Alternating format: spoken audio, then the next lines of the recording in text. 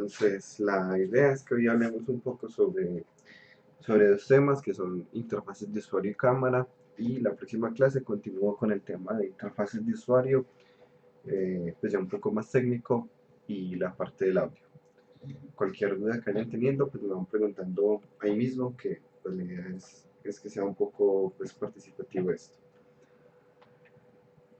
Bueno, ahora para las interfaces de usuario, primero pues vamos a entender como algunos parámetros importantes que son como, pues, como qué características debería tener una interfaz de usuario. De acá hay unas que me parecen muy importantes, pues unas muy obvias: motivar al usuario a usar la información, la imaginación, sencilla de aprender, consistente.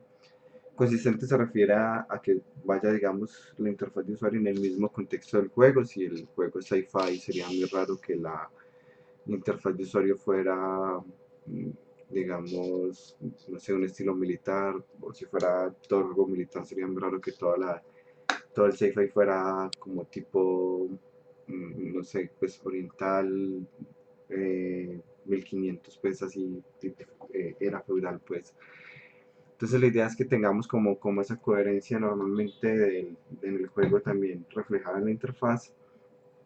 Pero de acá hay una que me parece muy importante resaltar, y es el usuario debe ser capaz de usar la interfaz sin pensar en esta.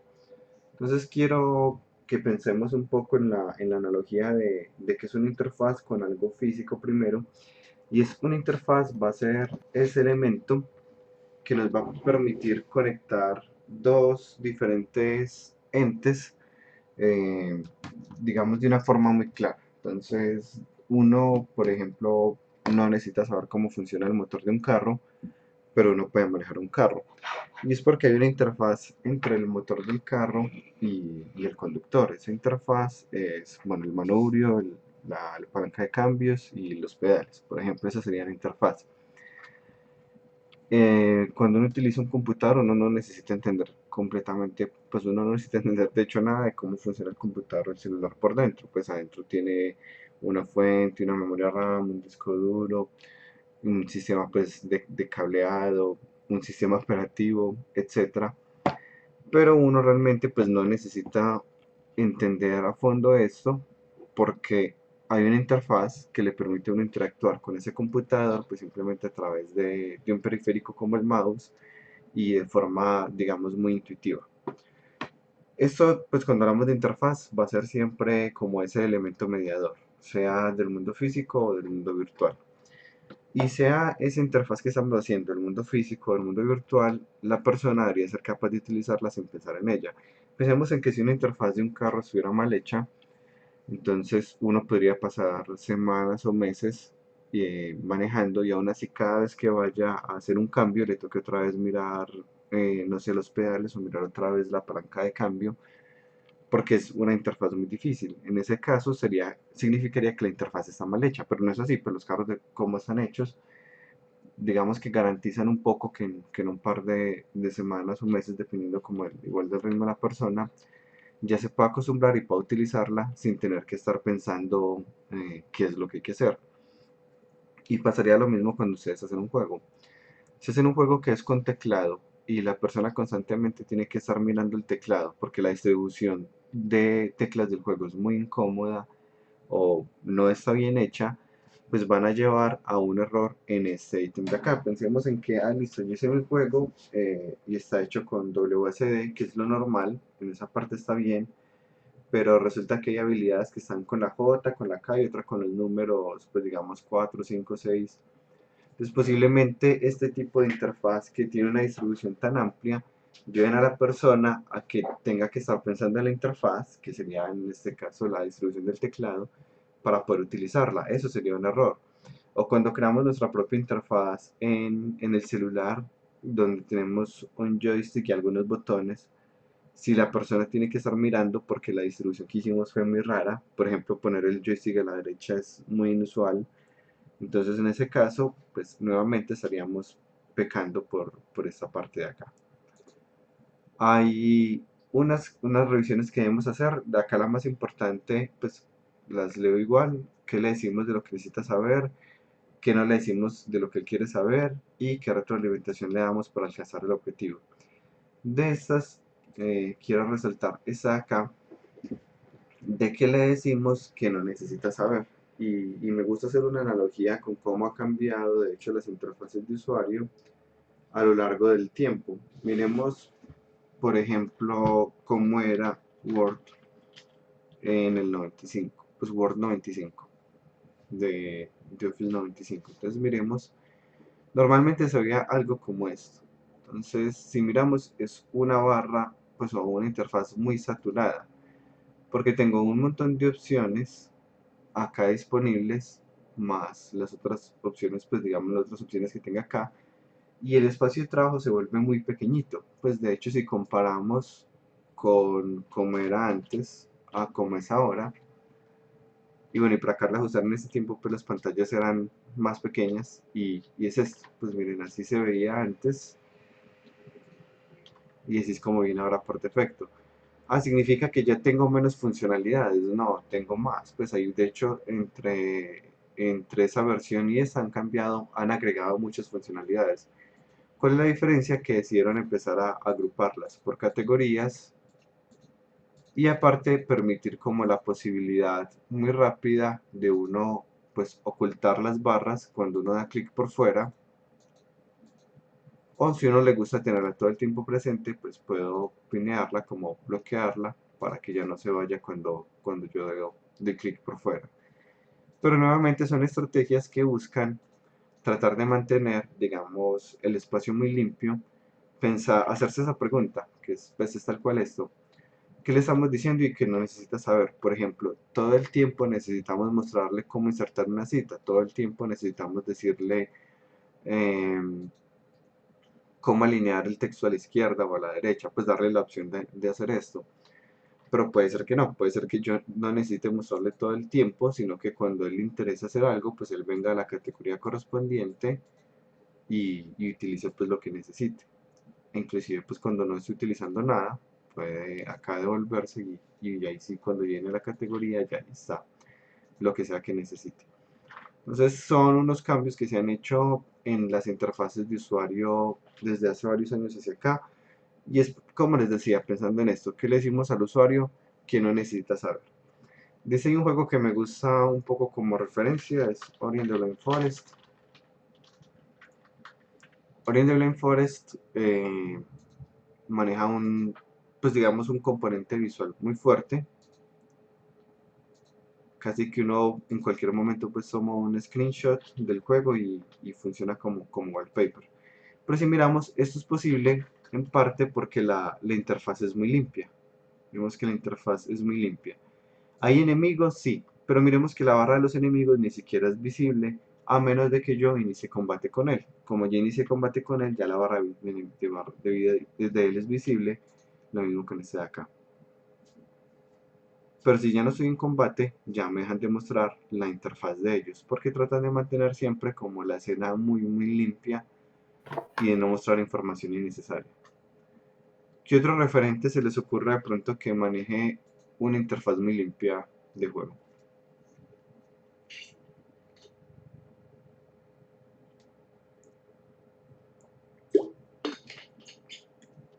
Bueno, ahorita revisamos si se nos ocurre alguna, eh, la mostramos acá como ejemplo. Ahora, continuando por acá, otro de los ítems que hablábamos es qué retroalimentación damos para ayudar al usuario a alcanzar el objetivo. Para eso hay varias estrategias. Hay algunas, digamos, más sutiles, otras más directas, pues las más directas son mostrarle tips a la persona o la misión con algunos tips adicionales, o irle cada tanto recordando al jugador. Ya dependerá un poco del público objetivo y la naturaleza del juego y bueno, y el presupuesto que tenga ese juego. Por ejemplo, en Zelda, no recuerdo si puedo estar confundido con cuál de los Zeldas es Zelda Twilight Princess.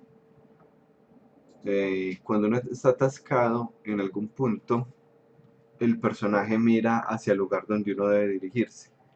Por ejemplo, tengo que presionar una palanca, pero yo no había caído en cuenta que tengo que presionar esa palanca y me quedo mucho rato pues como en Idol. Él comienza a mirar la palanca. No recuerdo si es en este o si me estoy confundiendo de Zelda. Y hay otros en donde le van mostrando unos mensajes dependiendo de las misiones. Tomando nuevamente este ejemplo de Ori, cuando uno llega a algunas zonas y uno se está alejando mucho de la misión es ir, no sé, a una parte de un árbol o algo así, cada tanto le van recordando a uno, como recuerda, el árbol necesita nuestra ayuda. Y le muestran el mapa y en el mapa empieza a brillar la zona a la que uno debería dirigirse para poder avanzar.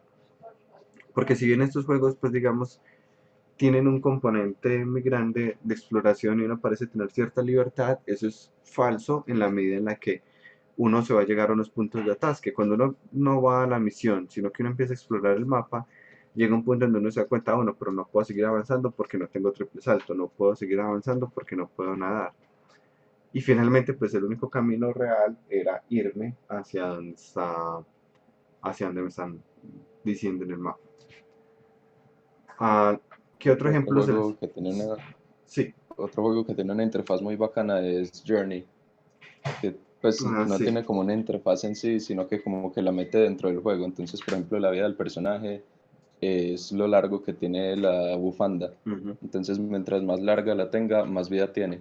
Y también eso es como, uno puede como volar. Y también ese que tanto vuelo le queda disponible, también está en la capa. Entonces, no hay interfaz, sino que todo es dentro del personaje. Es algo que uno no ve mucho. Eso sí, eso está chévere. De hecho, esto es un ejemplo de interfaz diegetic. No sé si lo han jugado. Es un juego muy bonito. O sea, no diré que es muy emocionante ni nada, pero es muy bonito. O sea, a mí me pareció un poquito lento, pero cuando lo descargué y lo empecé a probar, yo sí, este juego está muy bien hecho en la parte visual, a pesar de que no utiliza, digamos, modelos high poly ni texturas súper complejas, pues con un PBR se llama esto, pues cuando son basadas en físicas súper elaborado. Realmente es un juego que es muy bonito, conserva una misma estética durante todo el juego y la interfaz está muy bien embebida dentro del personaje. Para uno saber, por ejemplo, si tiene salto disponible, para uno saber la vida disponible, como decía, la cantidad de vuelo, todo está embebido dentro del mismo personaje. Es bien, bien bonito este.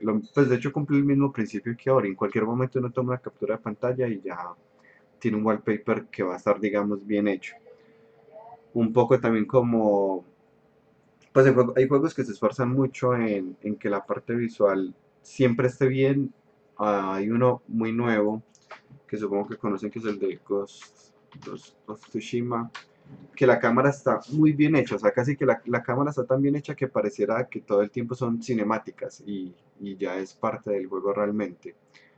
Este me llama la atención, no recuerdo justo ahorita la interfaz, sino por el manejo de cámara, que en cualquier momento uno empieza combate y la cámara está tan bien hecha que pareciera ser parte de la cinemática. Vale la pena que lo Profe, revisen. ese también tiene algo muy bueno en la interfaz, que es que, pues algo que siempre tuvo problema los mundo abiertos, que es cuando uno va a una misión, a uno le ponen como una línea en el minimapa de como por dónde pasar para ir a ese lugar, al Ujú, lugar al que uno tiene que ir. Entonces la gente como que se fija más en el mapa que en el juego.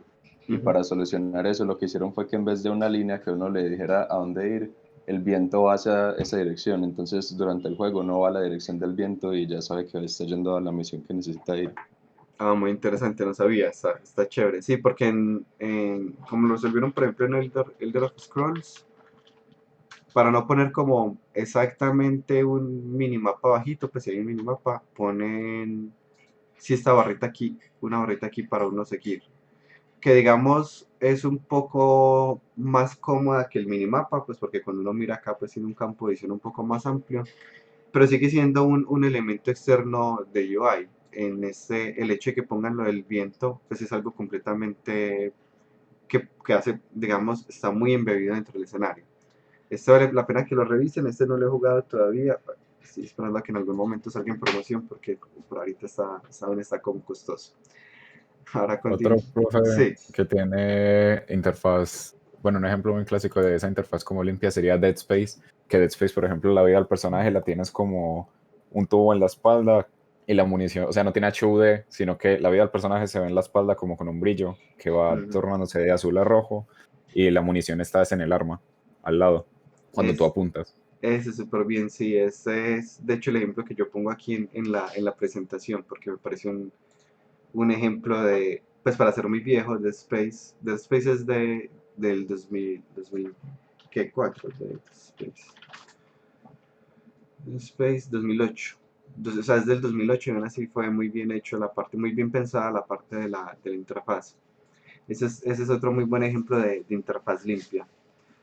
Acá en este momentico, recordando la parte de la retroalimentación al usuario para alcanzar un objetivo, ¿cuál se les ocurre de retroalimentación que se les da en los juegos para alcanzar un objetivo que les haya llamado la atención?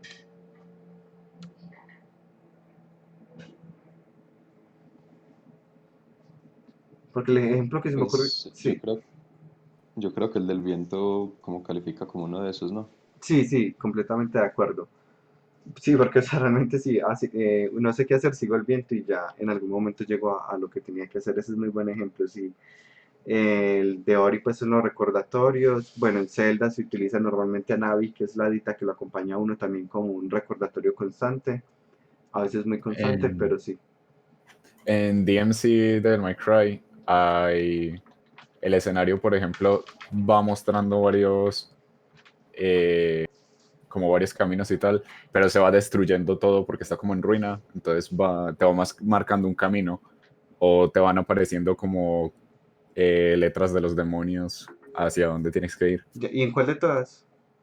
Un reboot que se llama DMC, Devil Ah, May se Cry. llama, se llama DMC de May Cry. DMC. Ah, no lo conocía. Ve, no lo conocía. Ah, bueno, entonces en este caso, bueno, ¿es posible devolverse o simplemente no es posible devolverse?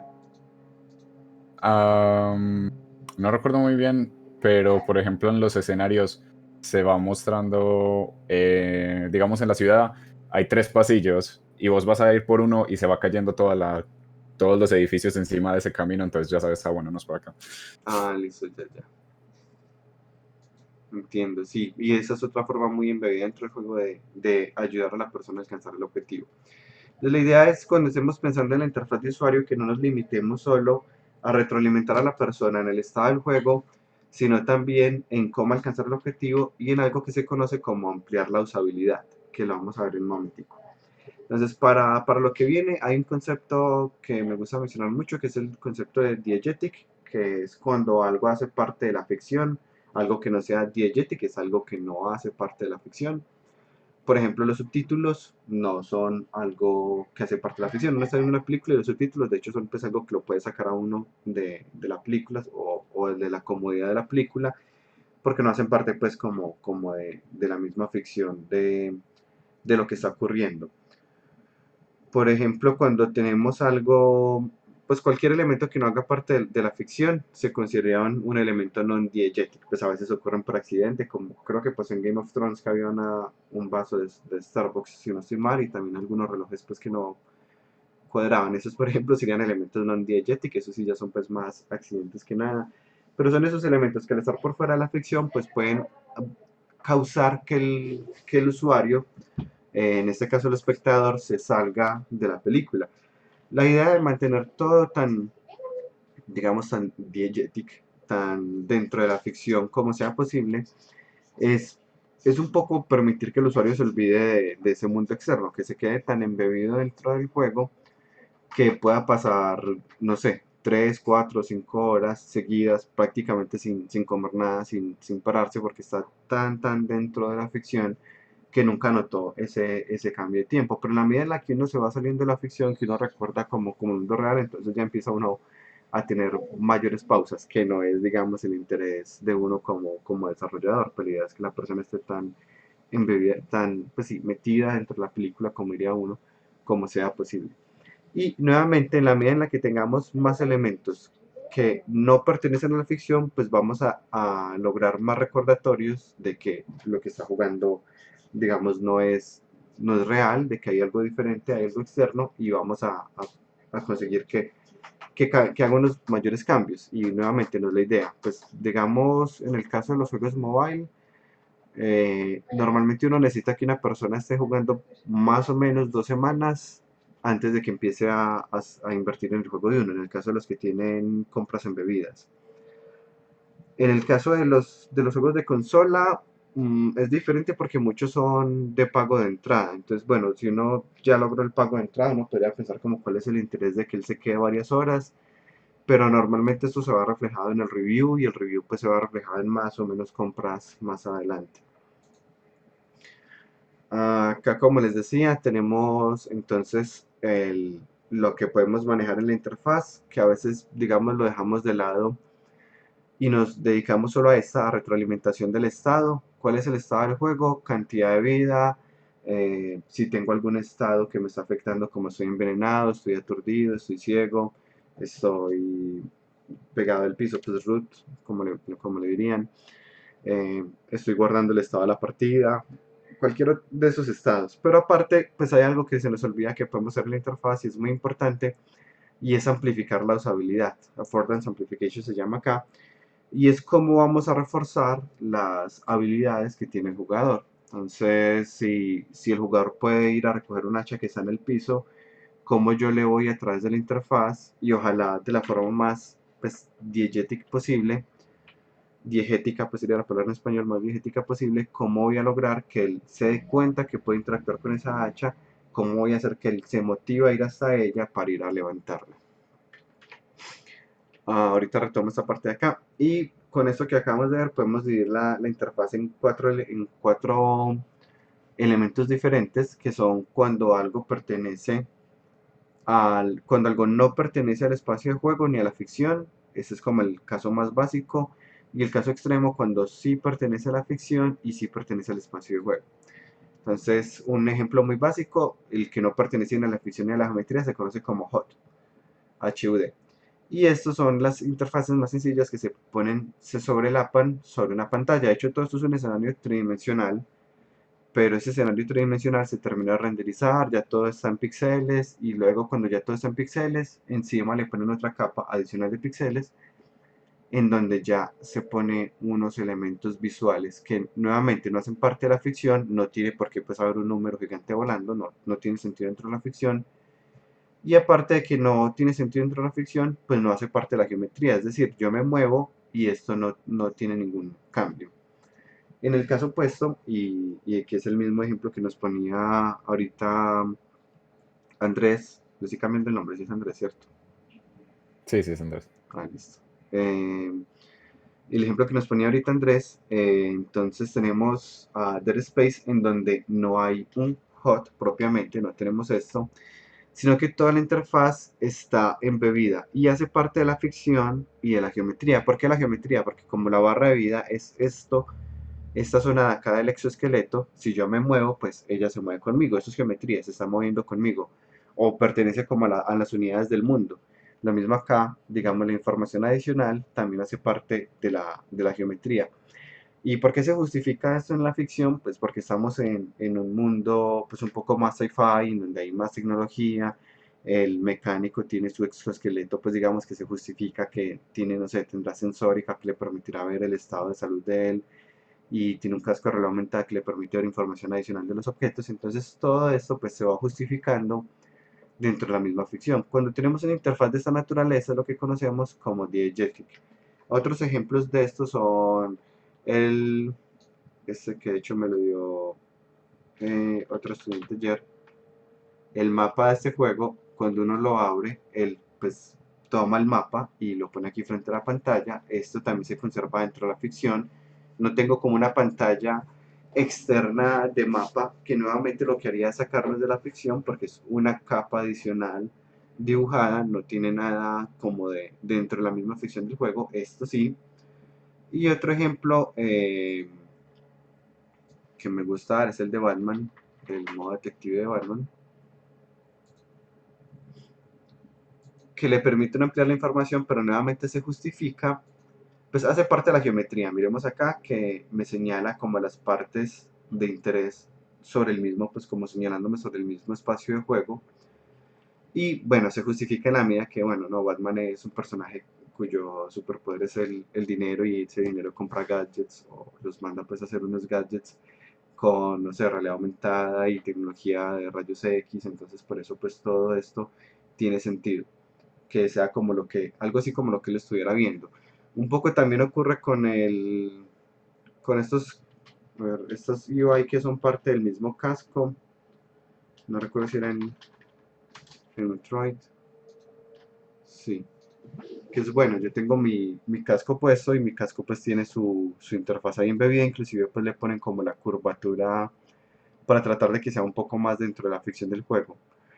¿Qué otro ejemplo se les ocurre? Nuevamente la idea de Diegetic es que no hace parte del HUD tradicional donde se sobrepone la información, sino que la información o las interacciones que yo tengo con la interfaz están embebidas dentro del espacio del juego, eso se llama la geometría del juego, dentro de la geometría del juego y dentro de la ficción del juego. ¿Qué otro ejemplo se les ocurre? En GTA, cuando uno saca el celular puede ser o ahí Sí, no contaría. pero ¿en cuál de los GTA? Porque creo que lo cambiaron. En el 5, cuando uno juega en primera persona uno puede sacar el celular con la mano. Ajá, y mirarlo desde la pantalla, eso, como esto. Ese sería otro ejemplo de Jetic. ¿Tiene sentido que haya un celular? Sí, pues claro, de acuerdo al mundo en donde tiene que es un mundo contemporáneo, es muy normal que haya un smartphone. Y el smartphone está dentro de la geometría del juego. En este caso sí, en este no. Entonces, este se conoce como meta representation. Está dentro de la ficción, pero no dentro de la geometría. Pero este sí es diegetic, está dentro de la ficción y dentro de la geometría. ¿Qué otro ejemplo se les ocurre diegetic de interfaz de usuario? No sé si cabe ahí, pero la vista de águila de A la Assassin's vista de, Creed. de Águila de Assassin's Creed, sí. Assassin's Creed, Eagle View. Entonces acá lo justifican, digamos, con las habilidades del personaje y le resaltan como información adicional, opacando pues el escenario y resaltando los objetivos de forma diferente. Y nuevamente pues acá lo justificarán un poco como parte de, no sé, del entrenamiento del como asesino que tenga esa clase de habilidades. Pero no lo intentan poner como si fuera algo externo, lo tratan de poner como parte de la ficción. Este efectivamente sería otro ejemplo de diegetic. Ellos están siendo modificadas pues en la parte de la geometría y a la vez pues tratan de justificarlo dentro de la ficción. ¿Cuál otro se les ocurre?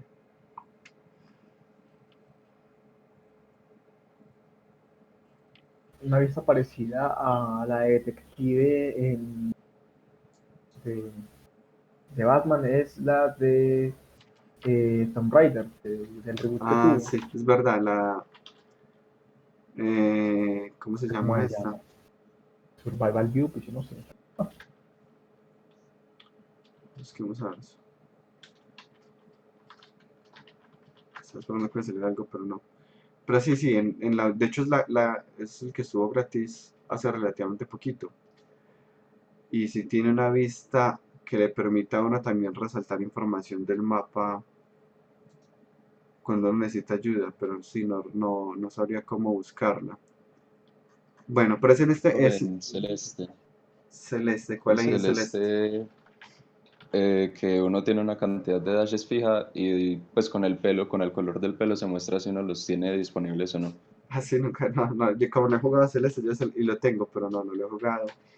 Me llamó mucho la atención los efectos del trail que deja el doble salto, pero no había notado lo del cabello. O sea, el cabello de ella va cambiando de rojo a blanco, dependiendo de la cantidad. Ah, ya veo, sí. ¿Veis? Muy obvio, no sé cómo no lo había notado antes. Entonces, dependiendo de la cantidad de dobles saltos, pues o dash que tiene uno disponible, rojo es que tiene dos, azul que tiene uno y blanco es que ya no tiene, ¿no? ¿Cómo funciona? No, uno solo tiene un dash y pues entonces cambia de rojo a azul. Si uno no tiene dash, lo tiene azul. Si uno Ah, bueno, blanco. pues tiene uno, ¿Y es en rojo. blanco en qué momento se pone? Porque a veces cambia a blanco, es cuando uno toca el piso y se la recargan. Ah, no, es cuando se recarga. El blanco Y es como otra la cosa transición. es, Ya. ajá, y otra cosa es cuando uno está escalando, que no hay como un metro de estamina ni nada, sino que se muestra como en el personaje que se va cansando de a poquito, si uno se va dando cuenta pues también así que se le está acabando el estamina. Ya entiendo. Esos son otros ejemplos, pues, diegetic, que están bien interesantes. Voy a meter acá. los otros, a ver, el de Creed, Tomb Raider, y de ese súper bien. Ahora, ¿cuál es la dificultad de este o por qué este no es el que siempre se utiliza en lugar de este? Por varias razones, incluyendo presupuesto. Este, al ser un trabajo que requiere más comunicación entre el equipo de arte y el equipo de desarrollo, requiere posiblemente desarrollar shaders adicionales, materiales adicionales, una planeación mayor, normalmente pues implica más costos hacer una interfaz como esta. Entonces podría considerarse ideal en muchos casos utilizar este tipo de interfaz porque nos mantiene dentro de la ficción, pero hay un tema pues de costos y también de público objetivo, que dependiendo del público objetivo puede que no entienda algo como esto porque está demasiado acostumbrado a algo como esto. Entonces también tenemos que revisar nuestro público objetivo, digamos qué características tiene. Si pensamos en hardcore gamers, pues eso es lo ideal, pues, porque uno está más acostumbrado a estar dentro del juego. Ya en jugadores más casuales puede que esto se les dificulte un poco. Ahora, habría que hacer pruebas de lo que uno está pensando, pero puede ocurrir. Ahora, este que les decía ahorita, Meta Representation, es cuando está dentro de la ficción, pero no dentro de la geometría. Por ejemplo, estoy en un shooter, hay sangre, es lo normal, pero la sangre tendría por qué salir de arriba de la pantalla cuando me dispararon en la pierna, no. Entonces no está completamente en la geometría, pues la geometría no es la correcta, pero la ficción sí. Esto es meta representation. Lo mismo que el celular, como se los mostró ahorita, ya lo cerré, el de GTA.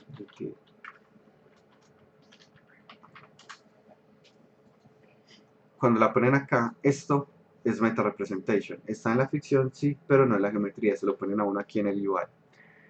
Y los otros, y la última que nos queda es Geometry. Bueno, no sé si notan, aquí está pues como el cuadrito diciendo a cuál pertenece. Este es no y no, no pertenece a espacio no ficción, sí pertenece a espacio y ficción, sí pertenece a ficción no espacio, sí pertenece a espacio no ficción. Este es cuando, digamos, alumbran objetos, como en Left 4 Dead, en este, donde me alumbran a los compañeros, pero mis compañeros pues no tendrían por qué estar brillando, ¿cierto? Pues como súper raro dentro de la ficción. Pero dentro de la geometría sí está porque a medida que ellos se muevan, pues la interfaz, que es este brillo de acá, se desplaza con ellos.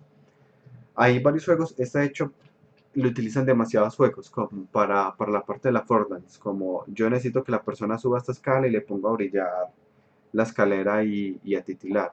O necesito que interactúe con este cuchillo y se lo pongo a brillar súper fuerte. Esto es de pronto una de las que más se utiliza, Geometry.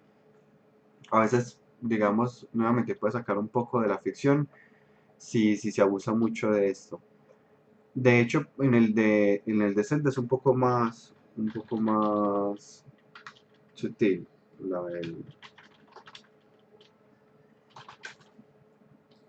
Shine. Que las manzanas brillan, pero, pero es mucho más sutil la forma en que lo hacen, pero no sé si voy a encontrar aquí fácil. Pero no las... A ver, busquemos si lo encuentro acá.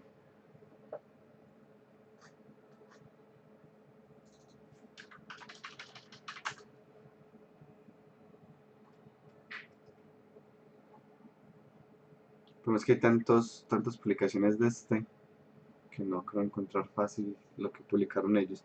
Bueno, ellos publicaron algo sobre los efectos que hicieron para los brillos de los objetos recolectables. A los objetos recolectables ellos les ponen un brillo, pero es mucho más sutil, no es un brillo que resalte todos los bordes, sino que es como si tuviera un material reflectivo que hace que tenga un punto donde brilla, una zona más puntual de brillo. Y el trabajo que ellos hicieron adicional en la parte de VFX, y por eso pues publicaron algo al respecto, es cómo lograr que funcionara en capas adicionales, porque si entonces el objeto está detrás de una planta, yo no lo vería brillar, pero resulta que el brillo pues traspasa a la planta y ellos hicieron como todo un trabajo de un sistema como de capas para lograr eso. Y sigue siendo relativamente sutil, yo ya sé que si veo algo brillando, no, nuevamente no es un brillo muy fuerte de todo el borde brillando, solo que hay algo que me está como reflejando, dando luz en la cámara, y ya sé que allá hay algo que yo debo recolectar. Este es un poco más sutil que los que han utilizado pues muchos en este Geometry. Entonces aquí tenemos como varios ejemplos de diferentes interfaces. La idea de estas, digamos, interfaces es que traten de seleccionar desde antes cuál le quieren presentar al usuario y traten de trabajar en ella, porque hacer cambios, digamos, a la mitad del desarrollo es bien complejo, porque implica reprocesos. Es decir, si yo de entrada no decidí que así es como le iba a presentar la interfaz al usuario, entonces yo ya tengo modelado posiblemente esto diferente o no tengo los materiales requeridos, o si ya hice un hot, pues lo perdería el trabajo de ese hot cuando haga el cambio de opinión. La idea es que cuadren con sus equipos como las mejores estrategias de cuál van a utilizar digamos se decidan por eso y lo hagan de esa forma para evitar reprocesos. Ahora, hay algo adicional que va de la mano de este affordance y es algo que se conocen como los signifiers, que normalmente van también como parte de la ficción y como parte del espacio del juego. ¿Qué es un signifier? Son los elementos que nos ayudan a darle pistas al jugador de qué es lo que está ocurriendo. Muchas veces lo podemos lograr creando en el jugador un modelo mental, llamémoslo así, como un entrenamiento del jugador. Ejemplos de signifiers. Yo quiero darle a entender al jugador que viene algo peligroso para que él sepa que tiene que guardar. De forma un poco más directa, lo que hacen los juegos es normalmente le empiezan a dar uno más ítems para no curarse. Si uno llega a una parte donde hay muchos ítems de curación, posiblemente viene un enemigo. Y eso ya está en el mapa mental, en el modelo mental de los jugadores. Una forma más útil es poner cadáveres como esqueletos tirados en el piso. Entonces yo empiezo a caminar y empiezo a ver como muchos muertos por ahí. Yo como, bueno, si algo los mató, posiblemente es porque a continuación hay algo peligroso que logró causar esa cantidad de daño. Eso es un signifier. Otro signifier, yo necesito que la persona salga por la ventana. Entonces le pongo una habitación, pues yo podría poner la ventana alumbrando, pues una interfaz tipo geometry y unas flechas, pues inclusive. Pero se puede buscar algo más sutil. Por ejemplo, que la ventana, ponerle una cortina y que la cortina se esté moviendo. Porque cuando uno ve la cortina moviéndose, uno verá, ve, hay viento. Y si hay viento, la ventana es abierta, ¿será que en esa ventana puedo hacer alguna interacción? Eso también sería un signifier, que son esos elementos que nos ayudan a que el jugador pues cumpla las metas o amplificar esas habilidades de los objetos, pero de forma mucho más sutil, partiendo del conocimiento que tenemos del jugador como humano y del contexto del juego. Porque algunos pues no son tanto como el contexto humano, sino que son del modelo mental que creamos. Este que les pondré ejemplo no es un signifier, sino que me sirve para explicar lo del modelo mental. No, voy a buscar esto. Cuphead. Parry. En Cuphead hay una habilidad que uno puede hacer que se llama parry, que es hacer doble salto en alguna situación, digámoslo así, y me recargan una habilidad o revivo al aliado, lo que sea. ¿Cuál es el modelo mental que le crean a uno? Siempre que uno vea algo de tono rosado, como este tono de acá, y muy brillante, sé que le tengo que hacer parry. Esa es digamos, el modelo mental que le crean a uno. Yo veo algo de ese color, ¿cómo interactúo con el con parry? Sea que mi aliado se murió, por ejemplo, pero tiene ese color en el corazón del centro, entonces le tengo que hacer parry. O sea, algún enemigo que saca algún botón con ese color, entonces ya sé que le puedo hacer parry. O el enemigo invoca a otro enemigo pero tiene ese color, entonces ya sé que le puedo hacer parry. Ese es el modelo mental que se encargan como de crear para que uno siempre que vea ese color ya sabe que tiene que hacer el doble salto. Eso es a lo que me refiero con lo de modelo mental. Y lo de los signifiers, como les decía, son esas pistas que le ponemos al usuario para entender la situación del juego o para amplificar esa usabilidad. ¿Qué otro ejemplo de signifier se les ocurre a ustedes? Los barriles rojos. ¿Los que, perdón? Barriles rojos, ¿En dónde? Ah, bueno, en cualquier juego que exploten. prácticamente. Casi cualquier juego de shooters y tal, barril rojo, esa cosa de explotar. Y sí, estamos de acuerdo. Ese es un ejemplo de modelo mental, sí. Y ejemplos de signifiers, de pronto, ¿cuál se le ocurre de algunas pistas que le dejamos? Bueno, a este pues también funciona como signifier en la medida en que uno, pues muchas veces necesita interactuar con ellos para ganar. Pues hay, no sé, 10 enemigos y yo puedo empezar a matar uno por uno, o le ponen aquí sutilmente un barril rojo. Y esto supongo yo que contaría como signifiers porque pues es una de las formas en las que yo puedo interactuar, pasar el nivel diferente. Exploto el barril rojo y mato a todos a la vez. ¿Qué otro ejemplo de signifiers se le ocurre? Por ejemplo, las carretas con Eno en Assassin's Creed. Ah, sí, para uno saber que tengo que subir y saltar ahí. En, Y que uno se puede, o que uno se puede esconder o en que no se puede esas. esconder, es verdad. Las Vamos a en el mismo juego, las palomitas y sus pues, de aves en las azoteas. Uno sabe que si uno salta desde ese lugar, uno va a caer fijo pues sí, en una carreta de heno. Ajá, sí, sí, tratando de acordarme cómo se dice carreta en inglés, pero no. Pero no sé si lo encuentro así. No, bueno. Busca salto de fe, ¿no? Sí, el salto de fe, para los que no están familiarizados con Assassin's Creed, uno puede saltar desde lugares muy altos, eso es un poco pues raro, pero bueno, uno salta desde lugares súper altos en el salto de fe y uno puede caer en una carticano y de alguna forma él no se hace daño. Entonces, si uno ve una carreta de estas, hay dos, digamos, dos modelos mentales que le crean a uno. Uno es que uno lo puede utilizar para esconderse y otro es que uno puede utilizarlo para caer en él. Entonces, pensándolo como signifier, cuando uno lo vea, uno ya sabe que el edificio que esté, digamos, adyacente, que esté cerquitica, pues yo voy a poder escalarlo y sé que pues igual de en algún momento me va a poder tirar, pero digamos que esto es una invitación, aparte pues de que hay varias formas de que lo invitan a uno a escalar diferentes edificios. Entonces sí, pues Assassin's Creed de hecho es un buen ejemplo, tiene varios signifiers eh, dentro del juego que le ayudan a uno como a entender qué es lo que uno tiene que hacer sin decírselo a través de la interfaz, que es lo que buscamos con esto de los signifiers. ¿Qué otro ejemplo se les ocurre? Pues uno basiquito, hay un juego que se llama Icy, que es como un slasher de 2D y ¿Cómo es se peleando copia, contra perdón? robots.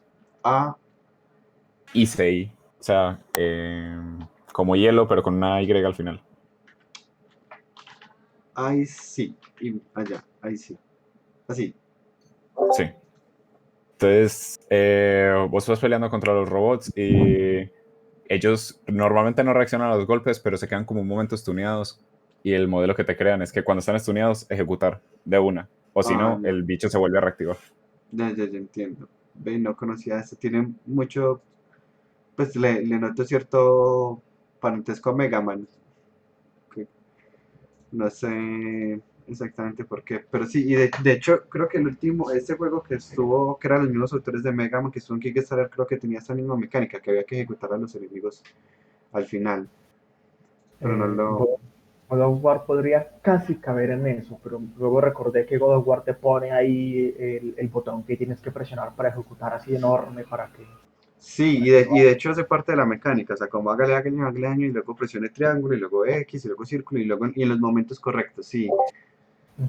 Pero por ahí Pero, también hay un modelo mental que se crea. Sí, por ejemplo, en WWE, pues en los juegos de wrestling, cuando digamos el personaje queda como agachado, que se queda digamos unos segundos ahí como para que uno le haga un ataque especial o algo, ¿eso contaría? sí, eso también sería otro significado. O sea, no le están diciendo uno directamente que ya puede hacer algo, sino que el comportamiento pues, del otro jugador es el que sirve de interfaz. Eso es un signifier exactamente.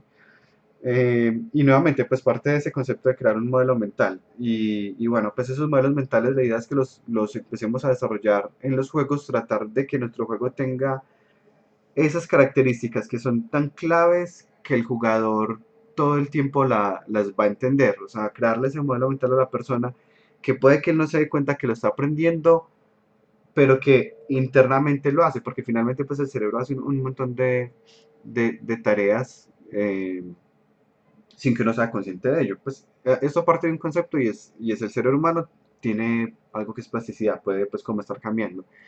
Y esa plasticidad pues nos permite adaptarnos a diferentes modelos de forma muy rápida sin nosotros ni siquiera darnos cuenta.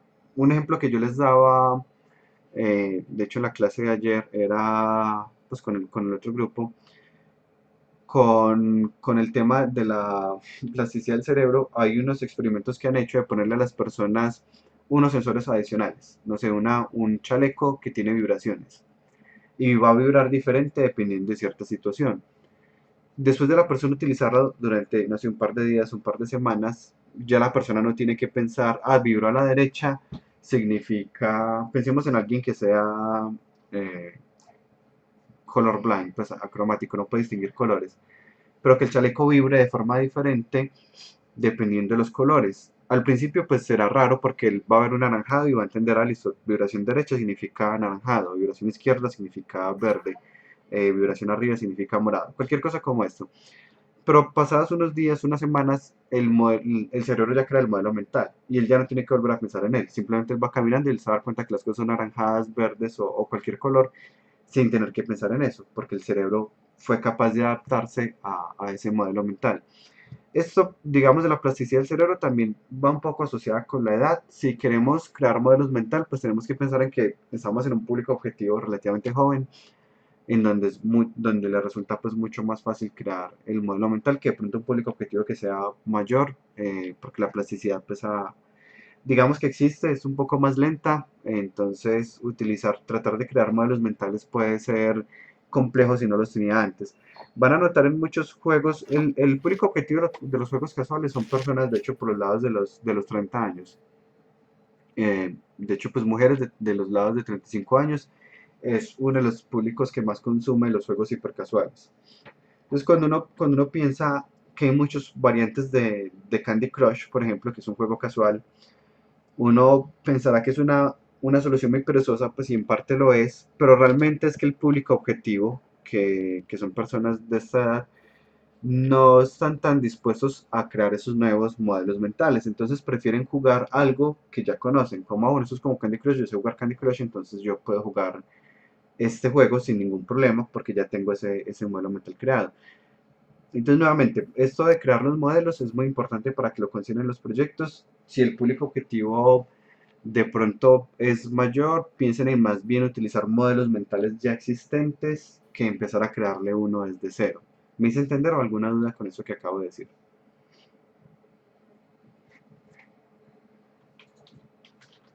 Bueno, en League of Legends hay unas, digamos, guías que ellos mismos tienen, pues una guía que ellos sacaron para sus propios desarrolladores, pero es completamente pues, abierta para los que la quieran ver.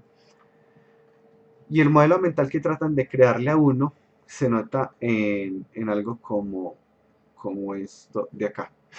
Entonces, siempre que algo sean partículas que pertenecen al personaje, pero no tienen interacción en el juego, van a tener, van a ser muy transparentosas, van a tener formas difuminadas y van a moverse de forma muy sutil. Si algo es un ataque básico, el tamaño del proyectil va a ser pequeñito. Si algo es defensivo, va a tener una saturación baja, va a ser transparente, va a ser difuminado y movimiento sutil, parecido al del idol, pero pues en una proporción más grande. Por ejemplo, este escudo. Desde el escudo está difuminado, poco saturado. Cualquier habilidad que yo vea con esta característica ya sé que va a ser algo defensivo, que no es algo que me va a hacer daño. Si es algo de daño, pues va a tener una saturación muy alta, va a tener muy poquita transparencia y va a tener una silueta muy clara. Aquí la silueta es un círculo, el collider es un círculo, lo que se ve aquí ya es más asociado a la trayectoria. Entonces, si yo veo algo, digamos, nuevamente difuminado y poco saturado, ya sé que no me va a hacer daño. Si veo algo muy saturado, sé que me va a hacer daño. Y lo que se llaman, pues la ulti, o lo que llaman aquí Game Changer, tiene la saturación mucho más alta. Miren que estos dos están más saturados que esta habilidad. Siluetas muy claras, aquí es un círculo, acá es un cilindro, llamémoslo así, pues realmente es como un cubo. Y tienen una animación de mucho más impacto, pues si pensamos en la animación del Ultilux, tiene pues una animación mucho más llamativa. Entonces es como el mapa mental que le crean a uno. Uno juega sin ver esto en algún momento, pues uno no necesita ver esto para poder jugar. Pero después de uno llevar varios tiempos jugando, uno ya sabe, ya tiene ese mapa mental, uno ya sabe cuándo algo le va a hacer daño y cuándo no le va a hacer daño. Uno ya sabe cuándo algo es una ulti o cuándo algo va a causar más impacto, dependiendo de la animación y los efectos. Entonces la idea es que nosotros definamos algo como esto, definir dentro del mismo juego cuáles son esos modelos mentales que le queremos crear al jugador, como el del parry en Cuphead. nuestro juego va a tener una parte donde siempre que yo la vea voy a tener que utilizar una habilidad diferente, voy a crearle ese modelo mental para que él entienda que cada vez que se presente esa situación va a utilizar esa habilidad diferente. Eso es, ¿qué otro modelo mental de pronto se les ocurre antes de que pasemos de tema? Pues uno muy básico es como en StarCraft, es un mapa grande y vos puedes ir creando las bases y tal, pero hay varias zonas en las que es como una línea muy basiquita de minerales. Entonces vos decís, aquí es donde se debe hacer una base y no, por ejemplo, en medio del mapa o algo así. Sí, es verdad, pues Ah, en los RTS, pero eso. se ve muy viejo este StarCraft, este es el de 64. Eh, pues del tiempo en el que estaba el Nintendo 64, que de hecho pues también había una versión ahí. En StarCraft y en casi todos los juegos RTS se crean esos mapas mentales de qué es estratégico y qué no. Y a veces lo ponen pues muy directo, como una zona rodeada de árboles y hay recursos, entonces como bueno, ese es un buen lugar para construir un asentamiento o ponen algunas pues de hecho zonas de intercambio, pero sí, o sea, aquí el modelo mental que le crean a uno en juegos RTS es uno necesita recursos, así que uno tiene que ubicarse cerca de los recursos. A veces ya uno decide como los trade-off en Warcraft, no sé si lo jugaron de estrategia de Warcraft, creo que es muy viejito ya, que es el de Region of Chaos y Frozen Throne, no, Frozen Throne. En estos, había unas zonas del mapa donde habían oro, pero quedaban muy en la mitad del mapa, entonces uno sabía, bueno, voy a tener oro, pero estoy más expuesto a que me ataquen desde múltiples direcciones. Pero sí, hay unos modelos mentales que ya pues los RTS le crean a uno, y cuando uno juega un RTS uno ya tiene un modelo mental que hace que uno, el próximo RTS que juegue pues sea más fácil de jugar, lo mismo los RPG y todos. Y nuevamente pues hay unos modelos mentales propios de cada juego. Acá retomando una parte que me había saltado, y esa está acá, esta estadística ya no debe ser cierta, pues esta es súper vieja, este porcentaje posiblemente haya cambiado. Cuando vamos a hacer todo este affordance del usuario y toda esa retroalimentación de los estados, normalmente se utiliza el canal visual, pero no es el único. Tenemos el canal auditivo, perdón, y el canal áptico, que es todo lo que no sea visual y auditivo. En el caso, lo que tenemos acceso es a la vibración. Cuando miramos los juegos AAA, de hecho, utilizan la vibración de los controles o de los celulares, pues cuando el celular es el dispositivo donde uno está jugando, como elemento de información adicional. Y de hecho, pues les decía yo, les he dicho a todos los grupos que algo que he notado, yo siempre pruebo los juegos pues de los talleres en las entregas que hacen los estudiantes desde quinto, sexto y séptimo semestre y no he visto ningún proyecto hasta ahora que haga uso del canal áptico y me parece pues que no tiene mucho sentido, o sea, si se puede acceder a la vibración del celular, si están haciendo un juego celular, ¿por qué no utilizarlo? Realmente uno como usuario pues, de celular, uno ya se ha creado unos modelos mentales asociados a este canal áptico precisamente. Pensemos cuando uno tiene el celular en el bolsillo y si uno siempre lo tiene, sobre todo si uno siempre lo tiene como en el mismo bolsillo, es más fácil, que uno ya se acostumbra a diferenciar cuando, solo por la vibración, porque uno lo puede tener en silencio, cuando me entró un mensaje de WhatsApp, cuando me entró un correo o cuando me está entrando una llamada. Y es por la vibración, que es diferente entre esos tres. Y uno no necesita pensar en eso, uno se da cuenta porque uno ya está entrenado. Y asimismo podemos entrenar al usuario en estas reacciones que esto va a tener cuando estamos haciendo un juego mobile, VR o con controles, pues porque nuevamente los controles tienen su propio módulo de vibración. Hay unos juegos que han utilizado la vibración pues de forma muy interesante. Lo más básico en juegos de consola que se me ocurre, uno recibe daño, entonces el control vibra, uno está disparando, entonces vibra, pero vibra más suave, eh, pero cambia la intensidad y la frecuencia de la vibración dependiendo del efecto que se le quiera dar. Y efectivamente pues se consigue un efecto diferente. Algo más brusco es cuando me dan un golpe y algo más suave es cuando yo soy el que estoy disparando.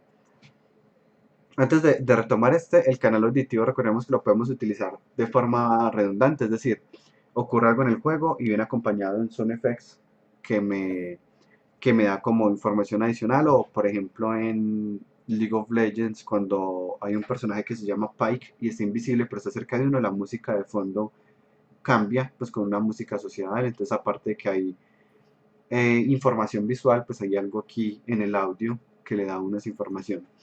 Esto era antes de que se me olvidara. Ahora sí, continuando con la parte áptico. De la parte áptica hay muchos trabajos de investigación bien interesantes, en donde se crean, por ejemplo, unas matrices de motores para crear vibraciones diferentes. Y cuando uno pasa la mano sobre esa matriz de motores, pueden hacer, digamos, que los motores vibren a una frecuencia muy alta, o sea, muy seguido, como ta, ta, ta, ta, ta, ta, y que sea con una intensidad muy bajita. Entonces uno pasa la mano y es como si uno estuviera tocando arena, porque cuando uno toca arena, pues pasa eso, hay unas vibraciones muy pequeñitas, porque los grandes son muy pequeñitos, pero muy frecuentes. Y ya quieren emular que uno está tocando rocas, entonces lo que hacen es poner las vibraciones más fuertes y con menos frecuencias para que uno sienta que efectivamente es como si estuviera pasando las manos por unas rocas. Este es un tema que se ha trabajado mucho en investigación, pues como el canal áptico a través de vibraciones, y que ya hay varias, digamos, soluciones implementadas, pero nuevamente que no he visto en los desarrollos de ustedes y que vale la pena que exploren. Hay juegos, este voy a poner un ejemplo súper viejo que es el de Metal Gear Solid, en el que rompen mucho la cuarta pared y de hecho lo hacen un poco con el tema de las vibraciones. Para los que no lo conocen, Metal Gear Solid es un juego PlayStation 1. Voy a poner aquí algunos de los ejemplos. Les pongo igual una imagen. Metal Gear, bueno, de hecho Metal Gear Solid tiene una interfaz, utiliza Meta Representation como parte de la interfaz, porque cuando uno utilizaba el comunicador, pues se lo ponían como con esta interfaz asociada al contexto militar en el que uno estaba. Era pues como un radio, había interferencia, pero uno podía hablar. Pero bueno, miremos este juego cómo utilizaba la vibración para romper un poco la cuarta pared. Este, para los que no lo conocen, es del director Kojima, que es súper famoso, pues de hecho sigue siendo relevante en ese momento. Es el mismo de Death Stranding. Y bueno, pues casi que este es el juego por el que se hizo más popular, pensaría yo, puedo estar equivocado. Y a pesar de que es tan viejo, les recomiendo que lo prueben, porque pues tiene unas interacciones muy interesantes. Ahora miremos cómo rompen la cuarta pared. Por ejemplo, uno pelea contra un enemigo que tiene poderes mentales, Psychomantis. Cuando uno está hablando con él, cuando él hace la introducción a uno, le dice a uno que coloque el control en el piso, ¿no? Le parece muy raro, como bueno, voy a poner el control en el piso, el control pues físico, el control de play. Y luego el control empieza a vibrar. Entonces él le dice a uno que él tiene poderes mentales y que él hizo mover ese control con la mente. Entonces es bien interesante pues como ese juego que le ponen a uno ahí. Hay una parte en la que a uno lo electrocutan.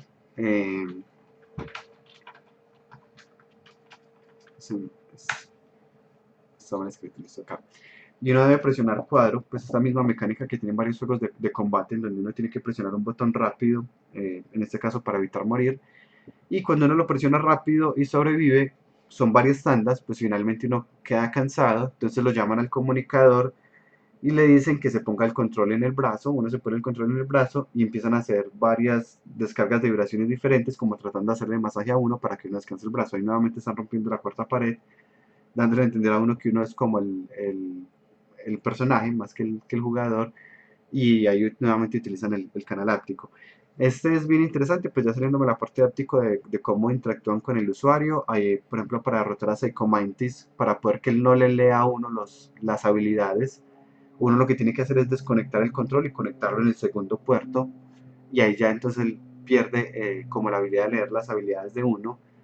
Es bien interesante pues porque nuevamente uno como usuario tuvo que físicamente desconectarlo y conectarlo en otra parte. Hay otra parte en donde uno está atascado, y la pista que le dan es como el CD del juego, algo como eso. Y es que efectivamente cuando uno compra el CD de Metal Gear, la caja venía como con un manual, y en el manual había una frecuencia de radio, y esa frecuencia de radio, que es para llamar a Mary, uno la tiene que anotar acá y está en el CD físico. Entonces uno físicamente tiene que ir a abrir el CD, buscar el manual, buscar esa frecuencia de radio, anotarla acá para poder comunicarse y poder seguir avanzando con el juego. No es, pues digamos que, abro comillas, no hay otra forma de hacerlo que no sea eso. Pues obviamente uno ya puede buscar en internet cuál es el código y simplemente lo llama. Pero son interacciones que rompieron la cuarta pared que me parecieron bien llamativas de este juego. Y algunas, como les decía, pues fueron utilizando ese canal áptico. De pronto aquí alguien más ya lo había jugado.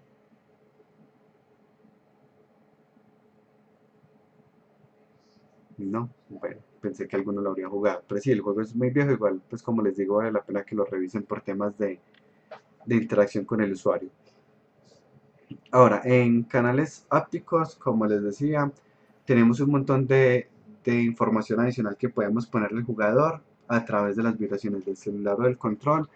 Eh, si lo quieren utilizar, pues desde Unity es posible acceder al sistema de vibración, aunque ya hay varios módulos pues para eso. Este es muy popular, yo no lo he utilizado, pero es bien popular para eso. Pues que ya tiene como todo su sistema de vibraciones para controles y para celular, y que va a vibrar diferente dependiendo de lo que uno quiera. Por si lo quieren revisar alguna vez. Nuevamente yo no lo he hecho, pero sé que es muy recomendado este. Y lo que va a permitir es diferentes tipos de vibraciones, pues dependiendo de lo que uno quiera detonar. Y nuevamente les va a permitir como acceder a una interfaz diferente. Ahora, acá pues ya terminando con el tema de la interfaz, antes de pasar de tema, ¿alguna pregunta que quieran hacer de esto?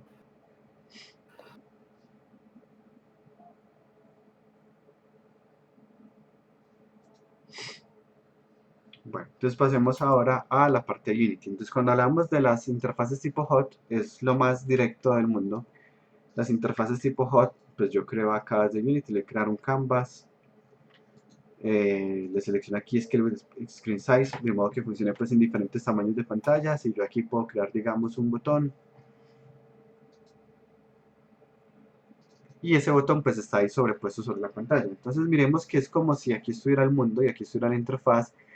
No están en el mismo universo, pues los ponen aquí en la misma pantalla, pero no están en el mismo universo. De hecho, esto está en términos de píxeles, esto se ubica en términos de píxeles, mismos que acá esto está píxeles, mientras que esto está unidades de metros y de juego. Entonces son diferentes. Yo los veo los dos a la vez, sí, pero la idea es, o sea, como está planeado, no es que yo me pueda llevar acá a un personaje y traerlo hasta acá y lo voy a ver, porque no, porque son espacios diferentes. Espacio en píxeles, espacio de juego. Ahora, este botón de acá, que acabo de poner, o cualquier otro, puedo poner un slider o lo que sea. Eso pues lo retomo un poco el viernes. Los puedo sobreponer acá y interactuar con ellos. Digamos, yo quiero que cuando le clic al botón pase algo. Por ejemplo, quiero que cuando le clic al botón va a, digamos, cualquier cosa acá, a apagar a un enemigo. Entonces, a este enemigo de acá lo voy a apagar. Entonces, Game Object, Set Active y falso. Listo. Entonces acá me muevo.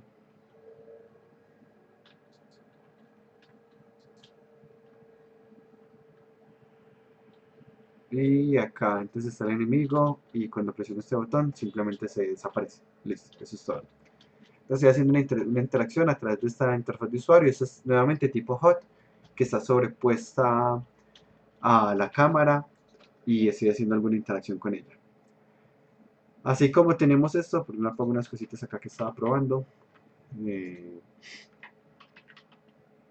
Apago esto y apago esto de acá. Así como tenemos esto, podemos tener otras pues como más embebidas dentro del personaje. Algo como esto, pues por ejemplo acá tengo una como para la selección de habilidad, que sería algo como esto. Y estas pues están más embebidas dentro del mismo personaje. Entonces para hacer algo como esto, hay varias alternativas. Unas de ellas, pues digamos que aquí lo que estoy hablando es una interfaz más tipo, ya no hot, sino geometry. Lo que hago es que cuando creo el canvas, no le digo aquí Screen Space Overlay, pues de hecho es hot, sino World Space. Aquí el truco es que le pongo acá 0.01, 0.01, 0.01. Lo pongo hijo del objeto que yo quiera. Aquí lo voy a poner como hijo del jugador. Y lo pongo en la posición, digamos, 00. Bueno, acá cualquier tamaño. Y ya acá tengo algo Geometry, porque cuando el personaje se mueva, este canvas que acaba de crear se va a mover con él. Yo puedo crear acá, digamos, un botón, y este botón que está acá me va a seguir todo el tiempo. Muy importante, aquí yo creo un botón, no hagan eso, creen siempre los que tengan el Text Mesh Pro. Entonces, no botón, sino botón Text Mesh Pro, que es el que tiene el texto que es mucho más legible, porque está hecho precisamente pues para ser trabajado en diferentes escalas, entre otras características bien interesantes. Pues puedo tener esto acá, aquí pues como tengo un efecto de postprocesado, el blanco se pierde. Voy a bajarle a esto la saturación y cambiarle a esto de la tonalidad. Si quieren cambiarle, bueno, esto le voy a poner, digamos, jump. Y obviamente voy a conectar esto con el personaje, entonces conecto esto con el personaje y le digo que cada vez que presione clic, vaya y llame a jump y salte con 10.000 newtons de fuerza. Y aquí ya le puedo dar play y ya ahí está funcionando. Y se está funcionando pues como con el clic del mouse. Aquí habría que hacer algo pues del flip para que no pase esto. Y este pues ya es algo geometry, ya está siguiendo al jugador.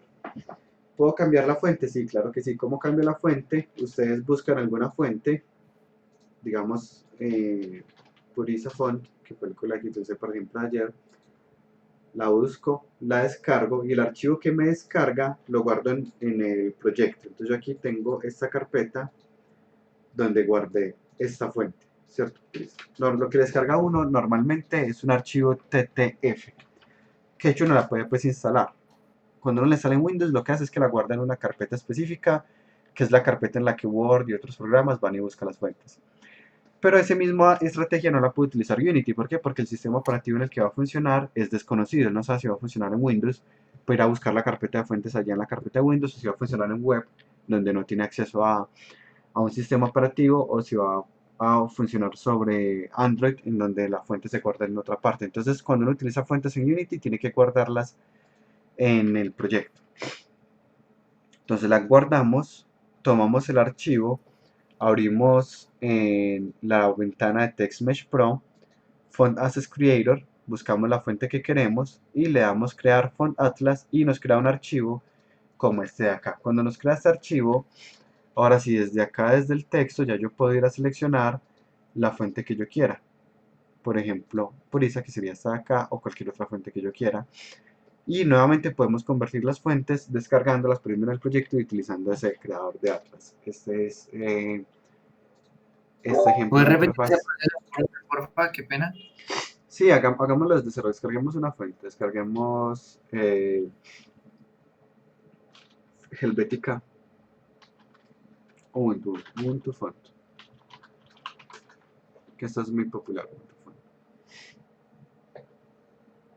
Entonces descargar la familia. La descargar acá.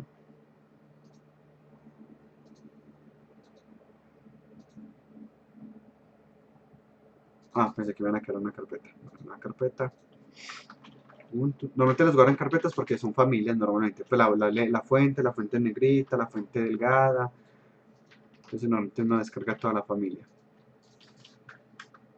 Bueno, y ya teniendo aquí la carpeta Ubuntu, vamos al proyecto. Voy a Windows, TextMesh Pro, Font Access Creator, selecciono la fuente, que en este caso va a ser la de Ubuntu, digamos la Ubuntu Lite, crear Atlas, y aquí me lo creo, guardar. ¿En qué carpeta? Yo la guardo en esta misma carpeta de las fuentes. Y ya en el texto que tengo acá, ya puedo seleccionar cuál de las fuentes, incluyendo la que acaba de descargar, que es la de Ubuntu. Esto pues igual le puedo poner negrita, cursiva, lo que quiera. Listo, es con gusto. Ya aquí vimos como lo básico de interfaz, geometry y hot. Nuevamente, como les decía, el viernes retomo este tema. Hay otro tema cortico que les quiero mostrar de una vez. Pues igual con eso ya pueden ir pues como avanzando un poco en decisiones de la interfaz. Y muy importante, pues aquí voy a mostrar algo que es la parte de la cámara, que en algunos pues lo han hecho poniendo la cámara como hijo del personaje, y no es la idea, por varias razones. Pues lo ideal de hecho es utilizar una herramienta más profesional para manejar la cámara. Entonces para la cámara les recomiendo que utilicen el Virtual Camera de Cinemachine. Entonces vienen al Package Manager, van a Cinemachine, lo instalan, yo ya lo tengo instalado, entonces me aparece aquí una ventana que dice Cinemachine, le van a dar crear cámara 2D, y cuando le den crear cámara 2D, les crea algo que se conoce como una cámara virtual. La cámara virtual es una representación de la posición de la cámara física y las configuraciones de esta. Es decir, cuando tiene una cámara virtual no significa que les va a consumir más recursos como si tuviéramos 10 cámaras. No, pueden tener 10 cámaras virtuales y como son representaciones de una única cámara, no es un proceso muy costoso. Miremos acá cómo está. Entonces yo con estas configuraciones que tengo, puedo hacer que si yo estoy mirando para la derecha, la cámara, miren que está más centrada para la derecha. Miren que tengo más espacio acá que acá. Pero si yo miro para la izquierda, miremos que ahora, se me olvidó saltar, para la izquierda ya tengo más espacio para la izquierda que para la derecha. Es decir, yo puedo hacer que se organice en la misma dirección en la que yo estoy mirando. Y no solo eso, si miran, yo muevo el personaje, pero la cámara no me sigue tal cual, la cámara se demora un ratico en llegar. Ese damping o ese suavizado que se le pone a la cámara es para evitar motion sickness en el jugador. Y aparte es a lo que estamos acostumbrados, pues porque en el mundo real el camarógrafo pues no puede seguir a la persona exactamente a la misma velocidad. Y aparte tenemos algo que se conoce como una zona muerta. La zona muerta es este cuadrito de acá. En este cuadrito de acá yo me puedo mover y no voy a salirme. Ya empiezo a hablar de los parámetros de a poquito. Entonces primero, el parámetro que me permite predecir la dirección del jugador es el que se llama look ahead. Lo voy a poner muy exagerado. Entonces cuando yo pongo un look ahead de 1, que es lo más alto, él trata de predecir yo a dónde voy y darme más área de visibilidad hacia donde yo estoy yendo. Ese es el look ahead. En la cámara siempre va a seguir el punto amarillo. Entonces como el punto amarillo se desplaza más allá que yo, pues la cámara se movió. Aquí como el punto amarillo se dio cuenta que yo no estaba yendo para allá, pues volví y se movió para mí. Ese es el look ahead. El suavizado es este.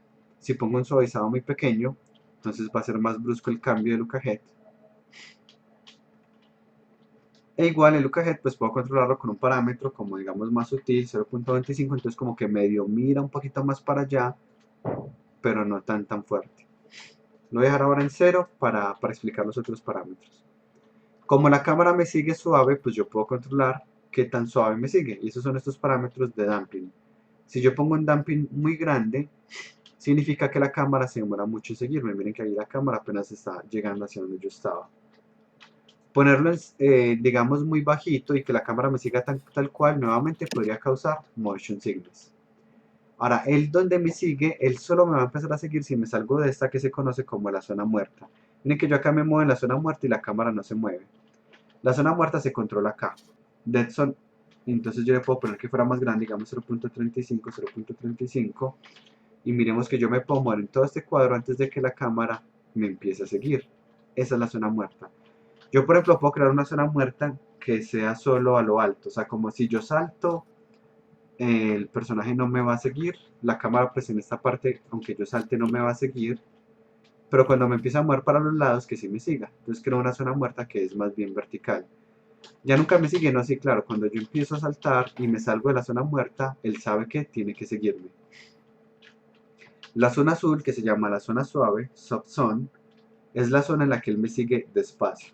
Pero si yo en algún momento llego a la zona roja, él va a seguirme súper rápido porque él no puede dejar que yo me aleje demasiado. Entonces la zona roja me sigue tal cual, en la zona azul me sigue con el suavizado. Y tengo otro parámetro que puedo modificar y es el default. Voy a volver a poner aquí, esto es como lo tenía, 0.15, 0.15. Y es que yo puedo mover la cámara un poquito, como que por defecto la cámara sea más para arriba, más para abajo, o más para la izquierda, más para la derecha, moviendo estos. Yo por lo general manejo un poquito más hacia arriba, porque si en el 0.5 normal, pues se alcanza a ver mucho relleno del piso, no me interesa, entonces lo puedo poner un poquito más arriba, algo como esto.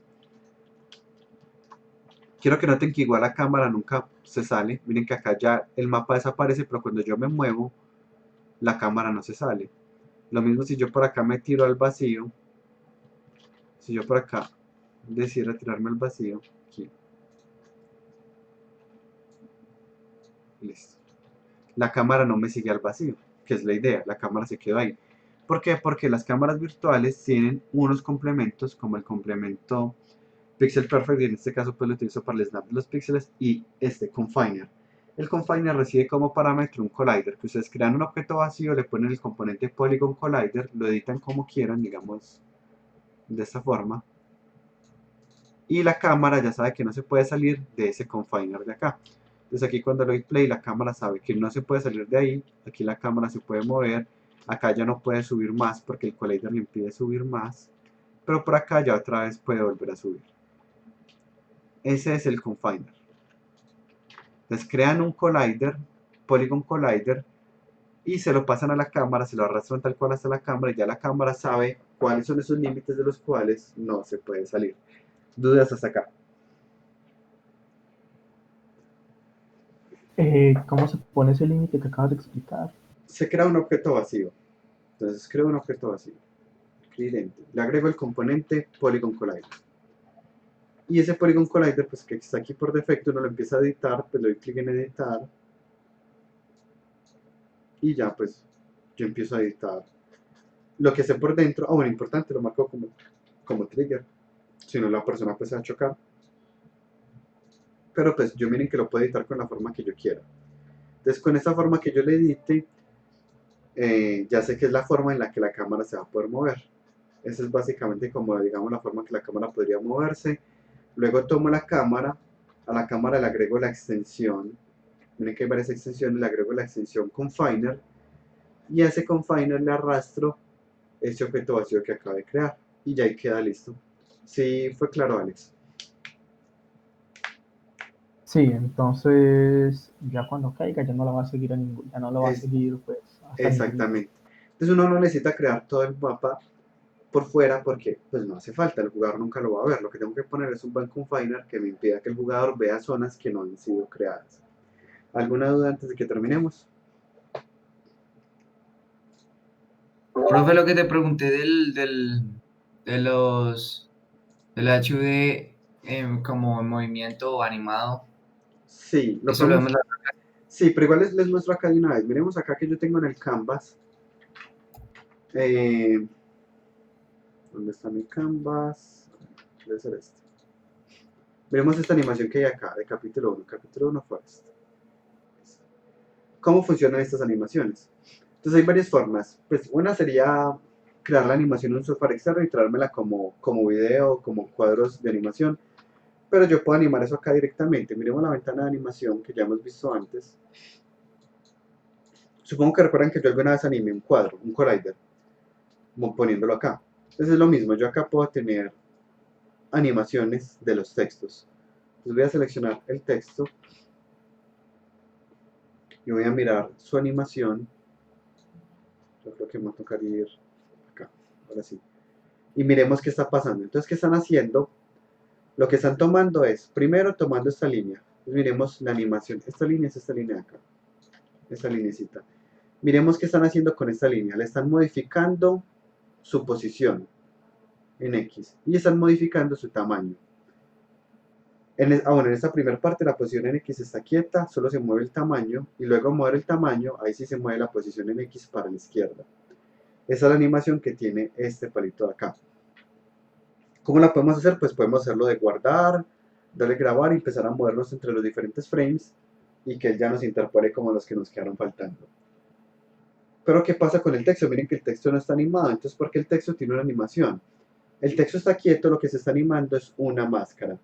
Entonces la máscara, ¿cómo se comporta? Es que lo que está dentro de la máscara es visible y lo que no está dentro de la máscara es invisible. La máscara es esto, es esta parte, pues de hecho está aquí mismo. Entonces como la máscara se le cambia el tamaño, miren que aquí la máscara pues se va a hacer más grande. La máscara es este rectángulo de acá. Entonces ese rectángulo se empieza a hacer más grande y todo lo que está dentro de ese rectángulo va a empezar a ser visible.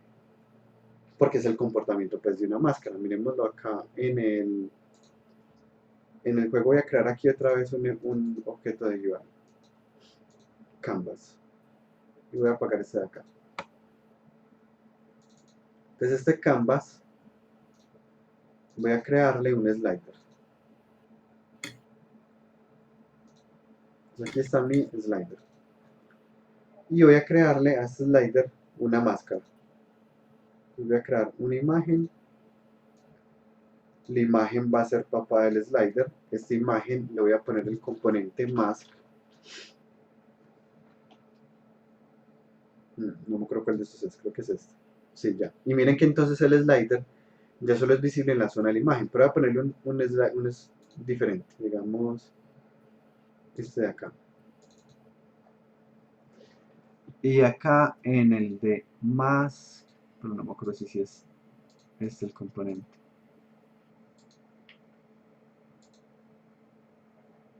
Ahora sí, aquí está. Entonces miren acá cómo la parte del slider solo se ve en donde yo tengo la máscara. Entonces miren que el slider es más grande, el slider pues sigue funcionando, pero el slider solo es visible en la parte de la máscara. Entonces yo qué tengo que hacer, pues yo lo que tengo que hacer es animar esta máscara de modo que lo que está adentro pues también se vaya a ver como animado. Yo creo que inclusive sin ser hijo, pero estando en una parte diferente en la jerarquía, pero no, definitivamente tendría que estar como hijo para esta estrategia. Bueno, entonces ya yo puedo mover este pues sin mover al hijo, o mover al hijo, pues de hecho cualquiera de las dos aplicaría. Y miren que aquí solo va a ser visible, creo que le quité lo hice al revés. Acá es la máscara. Y este tema igual pues lo retomaré el viernes en la parte de las máscaras, porque es como lo que explico con un slider custom. Entonces pues yo puedo mover esto y nuevamente miren que solo es visible en la zona, aquí pues en la parte de juego solo es visible en la zona de la máscara. Entonces ellos lo que hacen es mover esta máscara de modo que este texto sea visible en unas zonas específicas. No sé si con esto queda un poco más claro para Santiago la pregunta. Sí, profe. Listo, súper bien. ¿Alguna pregunta más antes de que nos vayamos?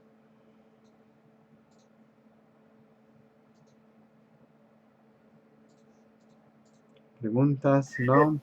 Sí. Exactamente de la clase. ¿El video va a estar montado ahorita o Sí, yo esto es la asociación del canal de YouTube, estos los podrías dejar subiendo ahorita, de hecho sí. listo? Todo el principio de la clase.